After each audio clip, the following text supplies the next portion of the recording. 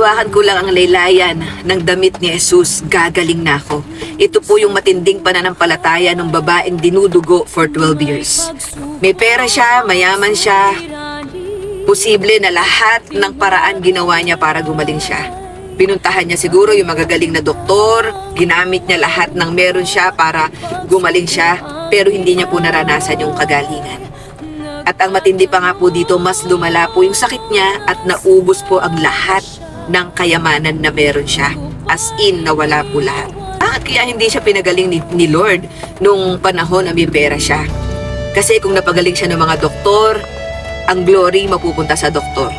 Sasabi nila, magaling kasi yung mga doktor na pinuntahan niya, kaya siya napagaling. Or pwede lang sabihan, mapera kasi siya. Diba? Iba talaga yung nagagawa ng pera, mapera kasi siya, kaya siya gumaling. Pero bakit inalaw ni Lord na umabot ng 12 years? Yung walang-wala na talaga tong babae na to. Tung ubos na talaga tong babae na to.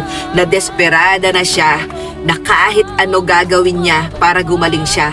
Malapitan si Jesus, mahawakan lang yung laylayan ng damit ni Jesus. Gagaling na siya. And nung panahon po nila, pag ikaw po ay merong menstruation o ikaw ay dinudugo, isang madumi kang babae. Hindi ka pwedeng lumapit sa Panginoon. At siksikan po yung mga tao doon. Marami pong gustong makalapit sa Panginoong Jesus. Tapos itong babae na to, tinataboy po siya ng mga tao na huwag kang lalapit kay Jesus kasi madumi ka. Pero wala pong nagpapigil sa kanya. Wala pong nagpapigil sa kanya. Na sinabi niya, mahawakan ko lang ang laylayan ng Panginoong Jesus. Kagaling na ako. Sa iyo, kaibigan. Sa iyo, kapatid. Ilang taon na ba yung pinagdadaanan mo? Ilang taon na ba yung sitwasyon mo ngayon? Desperada ka ba na mahawakan ang ating Panginoong Jesus?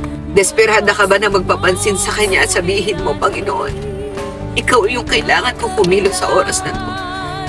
Ano yung makakapagpapigil sa iyo para hindi mo tawagin ang Panginoong Jesus? Ano yung nagpapapigil sa iyo para magpakumbaba ka at sabihin mo sa Kanya, Panginoon, suko na ako. Suko na ako. Wala na po akong ibang malapitan. Wala na pong ibang pwedeng tumulong sa akin. Ikaw lang. Kahit siksikan, wala po nakapagpapigil sa Kanya. Hanggang sa pagapak, nahawakan niya yung laylayan ng damit ng Panginoong Jesus at gumaling po siya. Hindi ko alam kung ano yung sitwasyon mo ngayon, kaibigan. Hindi ko alam kung ano yung suffering na meron ka. Pero gusto kitang i-encourage na may magagawa ang Diyos, na buhay siya, na sa oras na to na palagay mo walang-wala na talaga, imposible na talaga, na wala nang ibang pwedeng gumalaw at kumilo sa oras na to kundi ang Panginoong Jesus lang. I encourage you na patuloy na lumapit sa Kanya kahit sa tingin mo malabo, na kahit sa tingin mo mahirap, sa tingin mo imposible, lapit ka lang sa Kanya. May gagawin ang Diyos. Yun yung pananampalataya na naniniwala ka mga bagay na alam mong imposible na ang Diyos lang ang pwedeng gumawa. Yun yung pananampalataya na kahit sa tingin mo mahirap, na kahit sa tingin mo wala na talaga, hopeless na talaga, pero ang Diyos meron siyang kayang gawin. His ways are higher than our ways. I am Blessed Victoria. I am forever blessed, and so are you.